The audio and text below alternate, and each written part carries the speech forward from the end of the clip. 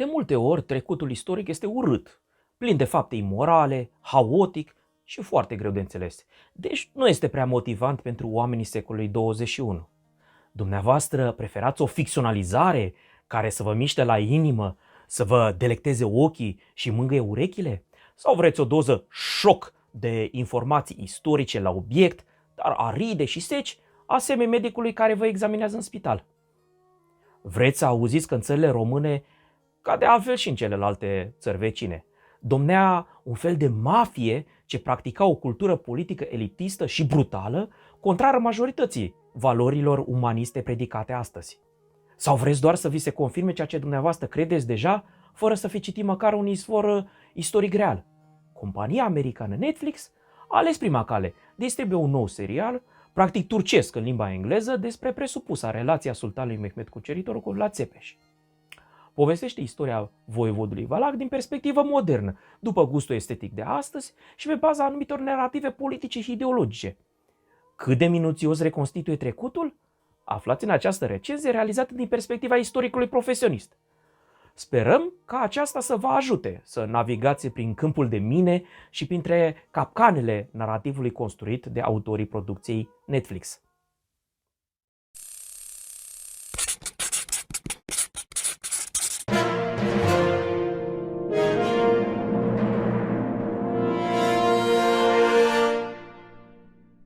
Vă salut! Numele meu este Adrian Gheorghe, sunt istoric profesionist și fac parte din echipa internațională Corpus Draculianum, care se ocupă cu editarea tuturor surselor de orice gen, proveniență și limbă de la Vlad Țepeș Drăculea. De curând, acest proiect a fost premiat de Academia Română. Este timpul acum să punem lucrurile în ordine și să analizăm sistematic ce ne spune serialul și ce ne spune știința istorică. Nu atingem decât aspecte ce țin de competența noastră de istorici. Nu discutăm aici aspectele dramatice, estetice, ori cinematice. Acest video este o recenzie și nu urmărește nicio polemică ascunsă cu nicio tabără și cu atât mai puțin cu cei care și-au adus aportul la realizarea acestui serial. Atenție însă! Spoilere!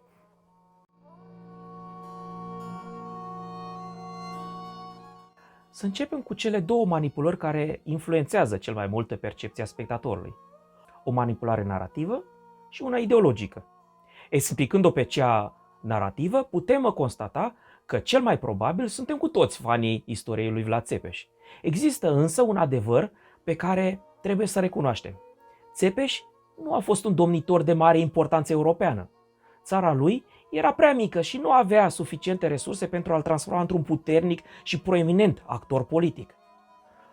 Otomanii au făcut praf Bulgaria, Serbia și Bizanțul și urmau să-i bată și pe venețieni.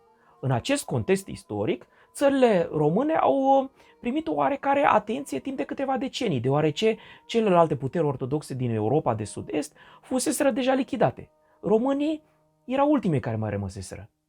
Victoriile lui Vlad Țepeș și Ștefan cel Mare le-au dobândit ceva atenție, însă după ei, țările lor au căzut rapid în vasalitate față de otomani, pierzând până și această episodică și redusă atenție europeană. Serialul îl prezintă pe Țepeș ca domnitor celebru în lumea catolică. Acesta este un fals istoric. În spatele său se află o decizie de natură creativ-dramatică a scenariștilor. O poveste despre un conflict nu funcționează dacă nu are doi adversari cu puteri aproximativ egale. Plotul acestui serial nu ar funcționa dacă l-ar arăta pe Țepeș ca actor politic marginal cu o putere militară destul de redusă și prea puțin cunoscută adversarilor otomanilor. Serialul merge însă și mai departe, pretinzându-l pe Țepeș ca pe un apărător al Europei, ce ar fi fost în stare să mobilizeze și să conducă o cruciadă împotriva otomanilor. Absolut ridicol! Puterile catolice și Biserica Catolică nu ar fi susținut niciodată vreo cruciadă condusă de un creștin ortodox. Niciodată! Unele cruciade fuseseră chiar, cel puțin parțial, îndreptate împotriva ortodoxilor. Vă amintiți de a 4-a cruciadă în 1204, care a sfârșit cu cucerirea Bizanțului și impunerea unui împărat catolic la Constantinopol. Sau ați auzit de planurile Bisericii Catolice din 1443 de a impune regi catolici peste ortodoxi din Balcan, după eliberarea lor de sub jugul otoman. Asta doar ca să vă faceți o idee despre relațiile interconfesionale de pe atunci. Ficționalizându-l pe Vlad ca domnitor puternic, arhicunoscut și prin urmare periculos pentru otomani, victoria lui Mehmed ar căpăta potențialul de a schimba cursul istoriei. Un clișeu kitsch pe care îl întâlnim prin toate documentarele bombastice. Adevărul este că războiul lui Țepeș cu otomanii, deși spectaculos, nu a decis nimic. Valahia nu a ieșit din vasalitate, dar nici nu a fost cucerită. Politica anti-otomană a voivozilor Valahi șoase deja în 1444, odată cu eșecul Cruciadei de la Varna. Lumea catolică era prea fragmentată politic pentru a forma o mișcare puternică împotriva otomanilor și pentru a susține țările române. Am așteptat multe neotomanisme de o sorginte erdoganistă, așa cum ne sugera trailerul acestui serial. Este timpul să-mi nuanțez poziția. Serialul este narat exclusiv din perspectiva cronicilor otomane de curte, din jurul sultanului. De aceea este greu de spus când auzim vocea lor și când reminiscențe de discurs neo-otomanist, de altfel destul de bine camuflat, probabil în urma temperării de către interesele pragmatice economice ale părții americane. Cele mai multe elemente ale ideologiei neo-otomaniste au fost formate prin urmarea oarbă a acestor cronici otomane. Doar două detalii sună alarma. 1. Idealizarea trecutului și tonul nostalgic după epoca de aur a sultanilor. Și 2. Revizionismul. Acestea nu pot fi confundate cu ideologia cronicilor otomane. Neo-otomanismul afirmă că Imperiul Otoman ar fi fost un paradis al toleranței, într-o epocă în care Europa creștină prigonea evrei și ardea pe rug vrăjitoare. În serial, Țepeș nu doar că se bucură de această toleranță, dar mai este și integrat personal în familia sultanului. Deci nu s-ar putea vorbi de vreun jug otoman, de vreme ce te puteai înțelege mereu omenește cu turcii, zic ideologii. Revizionismul. Otomanii îl acuză pe Țepeș că nu-și amintește bine istoria. Deci, aviz amatorilor din Balcanii secolelor 20 și 21, care vorbesc despre brutalități otomane. Aceștia nu cunosc istoria corectă. Din cronicile otomane vin însă direct alte calități ale sultanilor. Murad și Mehmed sunt de pildă idealizați ca împărțitori de dreptate, generozitate și milostenie. Politicile lor dure sunt doar reacții la nelegiuirile unor răsculați nerecunoscători precum Vlad. Pentru cine vrea să cunoască pe larg aceste subtilități, recomand cu căldură parcurgerea cronicii lui Tursun Bey, omul marelui vizir Mahmud Pasha și participant la campania din 1462 împotriva lui Țepeș. Tursun a fost probabil și autorul scrisorii de cucerire a Valahiei, trimisă de Mehmed adversarului său anatolian, conducătorul Karamanului Ibrahim Bey, descoperită de echipa noastră și publicată în tomul 2 al Corpus Draculianum. Dacă nu puteți pune mâna pe cronică, această scrisoare vă va deschide și ea ochii.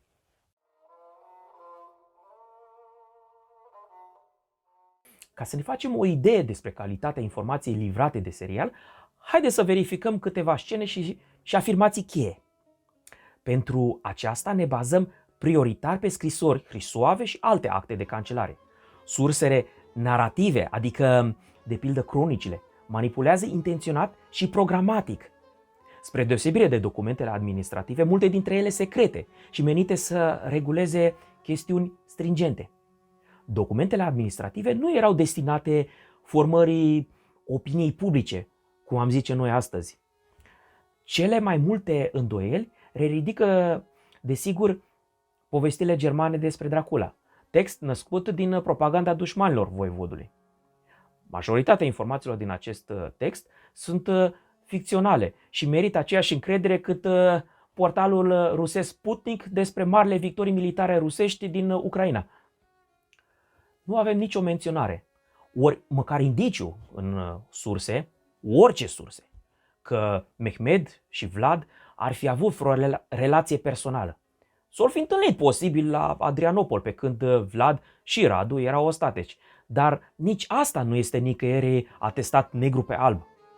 Este de-a dreptul ridicol că Mehmed l-ar fi putut considera pe Vlad frate sau făcând parte din familia sultanului, în care nici măcar cei mai înalți și mai puternici demnitari otomani nu intrau. În limbajul politic medieval, folosirea termenului frate indica o relație de alianță de la egal la egal între doi actori politici cu putere și statut comparabile. Adică, cum Mehmed era sultan, Vlad ar fi fost musai să fie măcar un rege de mare calibru, dacă nu împărat. Aplicarea termenului de frate în acest film este doar o ficțiune menită să-l arate pozitiv pe sultan și deosebit de negativ pe Vlad, care ar fi distrus și ca o ofertă de frăție otomano-valahă. Dragonul e cool și se face peste tot abuz de el, dar acest dragon nu are nicio legătură directă cu Drăculeștii. Nu există nicio dovadă clară că Vlad Dracul, Mircea, Vlad Țepeș, Radu cel Frumos, Vlad Călugărul, Mihnea cel Rău, etc. ar fi folosit vreodată dragonul ca simbol pe stemele, monedele sau pecețile lor. Tot ce știm este că împăratul Sigismund de Luxemburg a dat un steag cu simbolul Ordinului Dragonului unui pretendent desemnat de el pentru tronul Valahiei, pe care unii istorici l-au identificat cu Vlad Dracul. Asta-i tot. Toți drăculeștii au folosit însă simbole heraldice tradiționale în Valahia și înțeles ori familiare elitelor valahe. Cine crede altfel este rugat să prezinte o sursă contemporană care leagă foarte clar pe frunul dintre drăculești de acest simbol. Un dragon pe un ciob sau pe o monedă anepigrafă, adică fără scris, nu spune nimic. Membrii Ordinului Dragonului nu sunt singurii oameni medievali care au folosit dragoni. Și nu orice dragoni. Simbolul acestui ordin era un anume fel de dragon, unul care se strangulează cu propria coadă, corect arătat în serial. Acesta este un narativ preluat din cronicile otomane și este doar parțial adevărat. Mulți creștini îi voiau pielea în băț, având deci interese comune, otomanii l-au susținut timp de 5 ani. Poate că supraviețuia politic și fără ajutorul lor, dar faptul că beii de la Dunării puteau fi în principiu mobilizați de voivod împotriva dușmanilor comuni, a constituit un factor de putere. Suntem de părere că Vlad putea continua această alianță și deci rămâne pe tron și după 1462, însă a ales oferta ungurilor cu rezultatele cunoscute. Țepeș nu a fost mare vedeta a vremii până în ultimul lui an de viață. Era domnitorul unui mic și nu tocmai bogat principat ortodox, confesiune discriminată în lumea catolică. Nobilimea Ungariei povestea că în închisoare Vlad trăgea în țeapă de plictiseală șoare și păsări, fiindcă îi lipseau victimele umane. Sună asta pentru dumneavoastră respect? Vlad nu s-a duelat cu nimeni, nici cu predecesorul său Vladislav al II-lea și cu atât mai puțin cu însuși sultanul Mehmed al II-lea. Nici o sursă nu atestă vreun duel al lui Vlad. Vechea cronică a țării românești povestește doar că Vladislav a murit de sabie la Târgșorul Vechi. Serialul inventează pasiunea voivodului pentru lupta corp la corp, pentru a-i crește epic ferocitatea și a maximiza prin aceasta puterea celui care îi se opune, adică pe cea a sultanului. Vlad era foarte războinic, dar niciun monarh medieval nu se avânta singur în luptă, fiindcă dacă îi se întâmpla ceva, toți oamenii săi aveau de suferit. Regii, împărații, sultanii ori simpli voievozi nu se mișcau așa singuri de capul lor, nici măcar prin propria tabără și cu atât mai puțin prin cea dușmană. În jurul lor erau gărzi de elită pe care doar marile buzunare le puteau plăti. Acestea beneficiau de cel mai ales sport, echipament și arme. Ele nu numai păzeau, dar și reflectau puterea și splendoarea angajatorului lor. Deci afișarea în public a unui sultan sau voivod era și un spectacol de putere menit să impresioneze privitorii. Sultanii otomani nu se duelau nici măcar cu actori mult mai puternici decât voievozii români. În toată istoria otomană nu avem niciun exemplu, nici măcar în istoriile semi-mitizate ale primilor membri ai casei otomane. Aceasta este una dintre cele mai teribile aberații din acest serial și, sincer, nu este onorabil ca un istoric profesionist să susțină, fie și indirect, astfel de afirmații, indiferent de cine este vizat.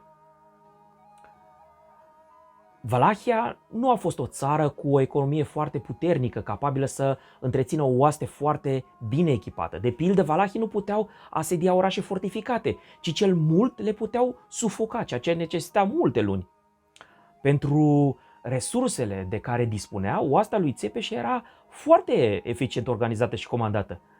Fiind compusă din călăreți ușori, aceasta era, pe de o parte, foarte mobilă, însă nu putea susține atacuri prelungite împotriva unor trupe echipate superior și împotriva unor structuri fortificate. De aceea a fost aleasă strategia hit and run, lovește și fugi. Urmând această strategie, Vlad a încercat să cauzeze pagube economice cât mai mari adversarilor săi, atacând satele acestora care le aduceau venituri. Vlad nu a distrus la întâmplare tot ce era în drumul său. În Evul Mediu nu se făcea deosebire între combatanți și civili. Oricine se afla pe teritoriul adversarului era potențială țintă. Vlad Țepeș nu era singurul care gândea așa în acea perioadă și cu atât mai puțin nu a fost singurul care a pus-o în practică. Mehmed al II-lea inclusiv, spre exemplu în Albania împotriva lui Skanderbeg, unde a săvârșit fapte care, prin comparație, îl fac pe Vlad să pară sfânt. Bineînțeles că cei care au suferit de pe urma atacurilor și distrugerilor lui Vlad au reacționat prin răspândirea de povești defăimătoare. Doar nu era să-l laude. Dar noi nu avem voie să picăm în această capcană. Țepeș a fost, fără îndoială, un om periculos și un comandant genial, dar foarte departe de a reprezenta vreo teroare a lumii cu cele puține mii de oșteni care, dacă se puteau îndepărta măcar 50 de kilometri de granițele Valahiei. Vlad Țepeș nu a tras în țeapă niciun boier. Nici o sursă documentară nu relatează că ar fi încălcat privilegiul nobilor de a fi executați prin decapitare.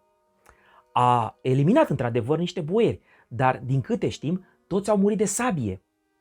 O mare epurare a nobilimii nu a avut loc decât în timpul strănepotului său, Mircea Ciobanu.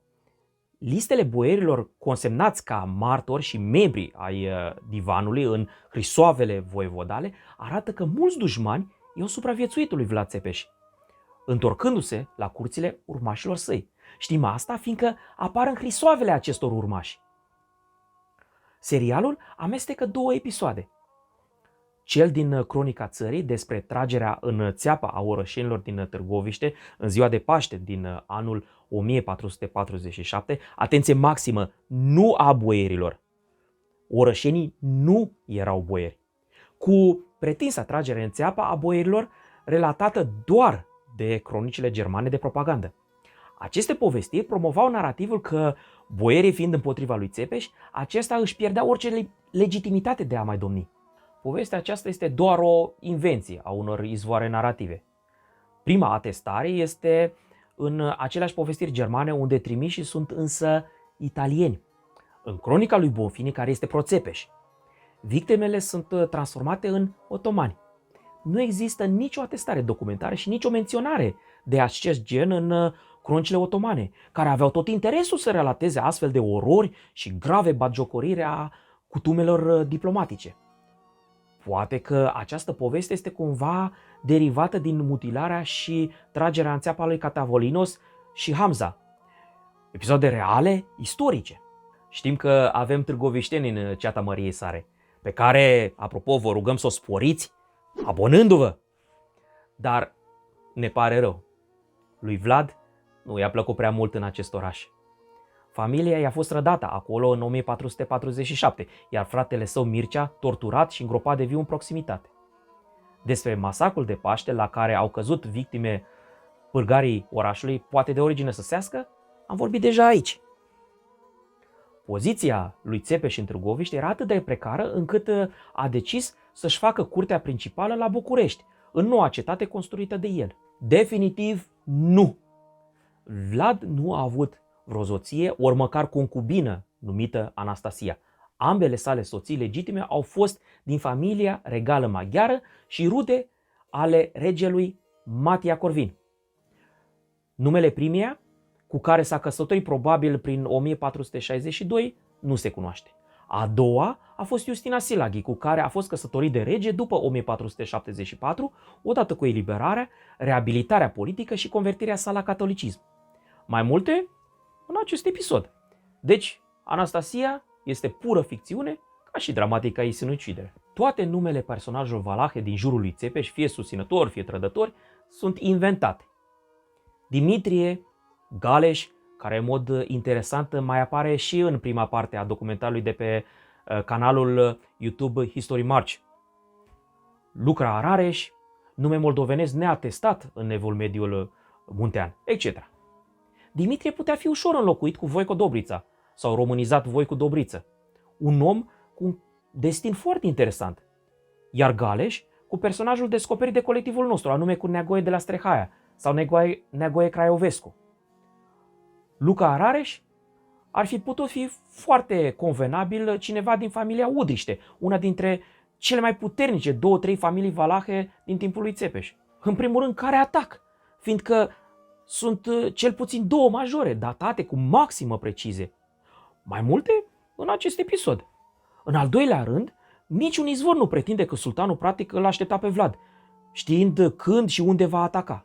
Singurele surse care povestesc ceva pozitiv despre performanțele otomanilor în timpul acestor atacuri sunt cronicile otomane. Însă acestea nu se referă la sultan direct, ci la disciplina și profesionalismul ienicelor, care, după șocul primului impact cu cavaleria valahă, ar fi știut să se recupeze în liniște și să bareze avansul acesteia. Penibil mai este lipsa oricărei lucrări de fortificare a taberei, amănunțit descrise în diverse izvoare, în afara câtorva palisade risipite pe câmp.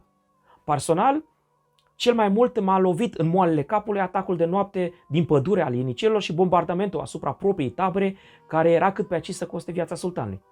Toate pure invenții cap-coadă, fără nici cea mai mică șansă probabilistică. Poate cel mai cu cap lucru prezentat de acest serial este că, prin celebrul atac de noapte, Vlad l-a țintit direct pe sultan într-o disperată încercare de a tăia capul armatei otomane, adică de asasinare. Fără cap, rănit grav ori lichidat, armata otomană s-ar fi dezintegrat imediat. Este evident că această idee, pe care am susținut-o și eu în acest articol, vine de la consultanții români a acestei producții, care și argumentează foarte convingător poziția. Din păcate, aceștia nu au luat la cunoștință din articolul menționat faptul că Vlad a dat cel puțin 2 atacuri masive de noapte, pe lângă altele mai mici. Ori producătorii serialului au ignorat multe aspecte esențiale relatate de consultanții științifici. Nu!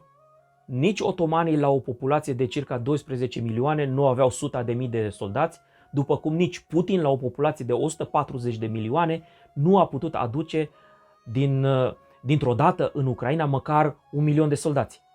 Despre efective, pe larg, în acest episod. Și nici Vlad nu prea avea de unde să împartă generos la toți comandanții săi corpuri de armată de mii de oameni fiecare. În vara lui 1462, cel mult 25.000 de otomani s-au bătut cu 5-6 mii de valahi. Punct.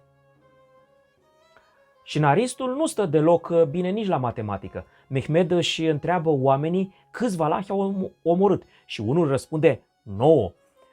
Ori l-a nimerit exact pe recordmanul absolut din tabăra otomană, ori ăla mințea cu neobrăzare. Fiindcă altfel, dacă fiecare soldat otoman din acea presupusă armată de 100.000 ar fi ucis măcar 2-3 valahi, ar rezulta vreo 200-300.000 de valahi uciși.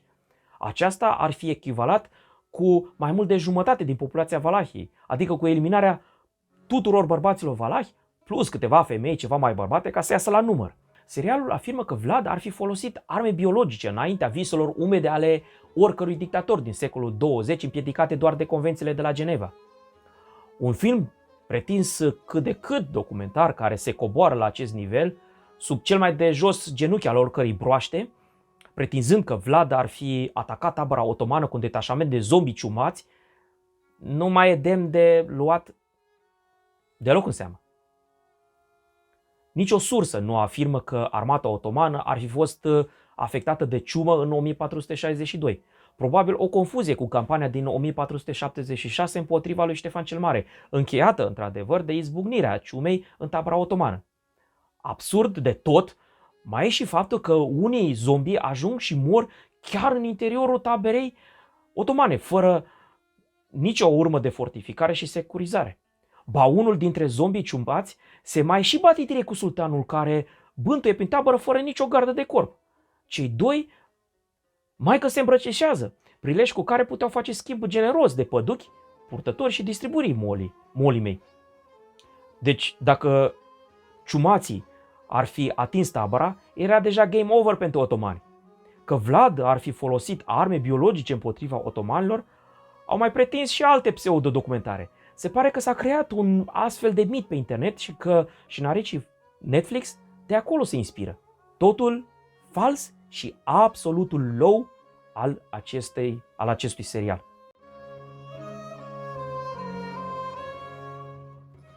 Nu mă pot abține să nu mă plâng la final de chestiile de detaliu. Pentru mine personal, cel mai important pentru un film istoric este imersia în atmosfera istorică.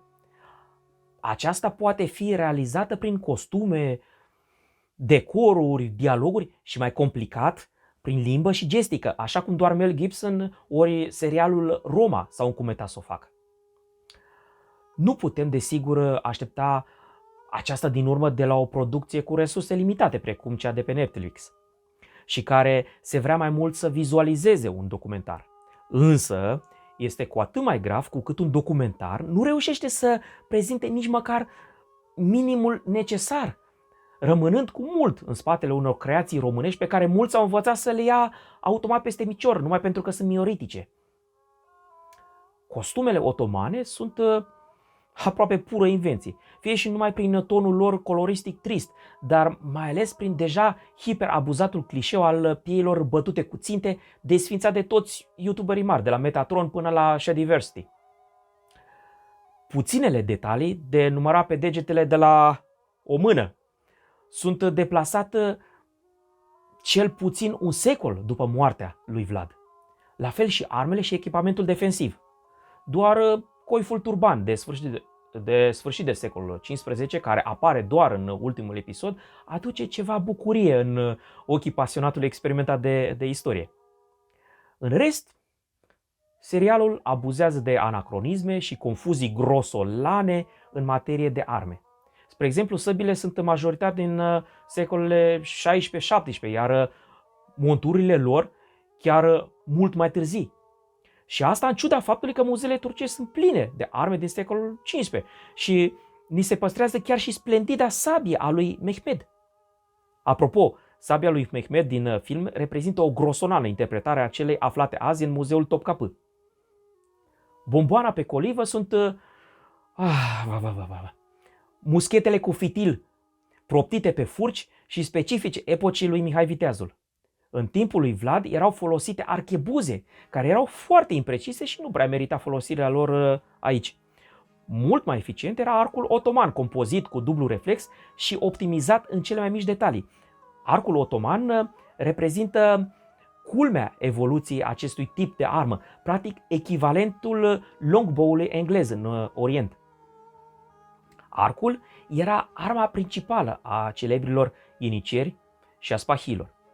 Costumele soldaților valahi reprezintă o redare caricaturală foarte stângace și neînțeleasă a unor gravuri germane din secolul XVI. Nu pot să nu sară în ochi căciulile supradimensionate. Costumele nobililor valahi aduc aminte de cele ale nobililor maghiari din a doua parte a secolului XVII. Sabia lui Vlad este o carabela de pe la 1700. În rest, peste tot culori triste, cum am spus, monotone și lipsa oricărei străluciri și diversități. Coreografia scenelor de luptă și a duelelor este destul de primitivă, reflectate probabil de bugetul redus. Bineînțeles că nu au absolut nimic de a face cu istoricitatea sau măcar cu mișcări practice și logice. Scenele de luptă mai complexe abia dacă se ridică la unele mai puțin reușite din filmele lui Sergiu Nicolaescu. Aceleași atacuri gălăgioase și în alergare și caftel la grămadă fără nicio strategie și formație de luptă.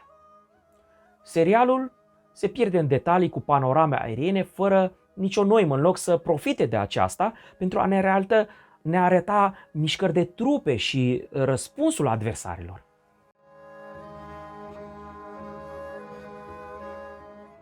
Partea bună este că serialul Netflix nu este hiperinfestat de neo-otomanisme de sorginte erdoganistă.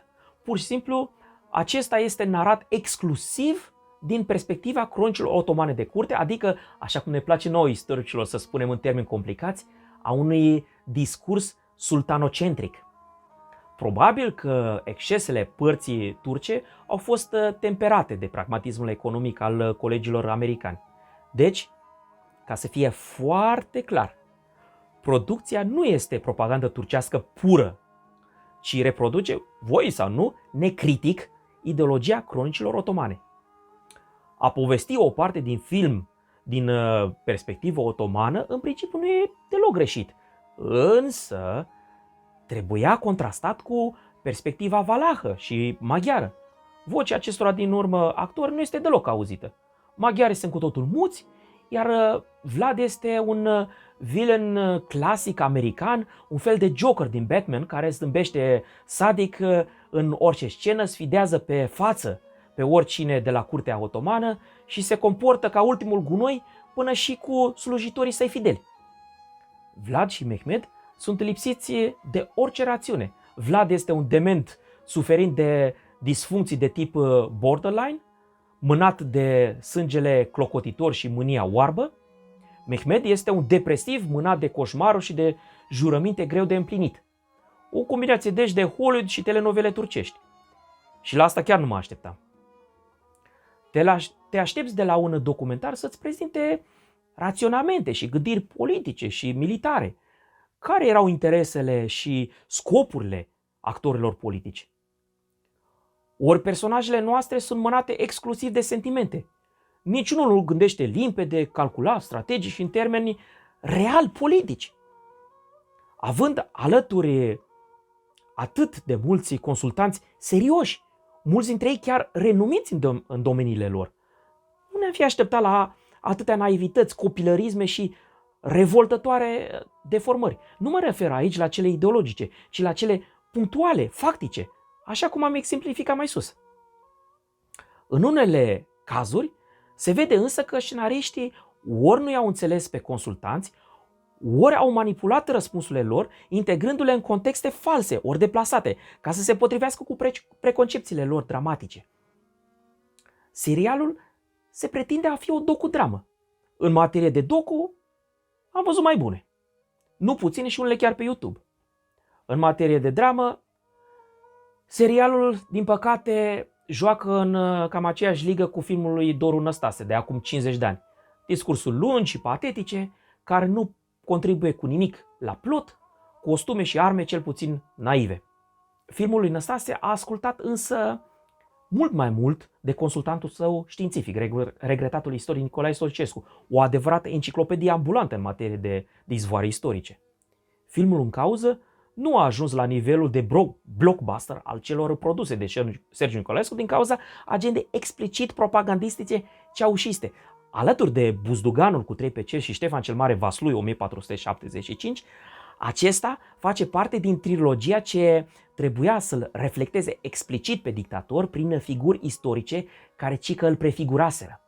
Un alt dezavantaj a fost bugetul foarte limitat, care a dat naștere multor scene naiv penibile. 50 de ani mai târziu, Netflix, cu bugete mai mari, tehnologia modernă și mai ales libertatea zilelor noastre, nu reușește să fie net superior în privința conținutului. În privința aspectului cinematic, da, dar nu despre asta a fost această recenzie. Închei aici, urându-vă un an 2023 mult mai reușit decât serialul Netflix și, asemeni măriei sare Vlad, și Dumnezeu să vă veselească!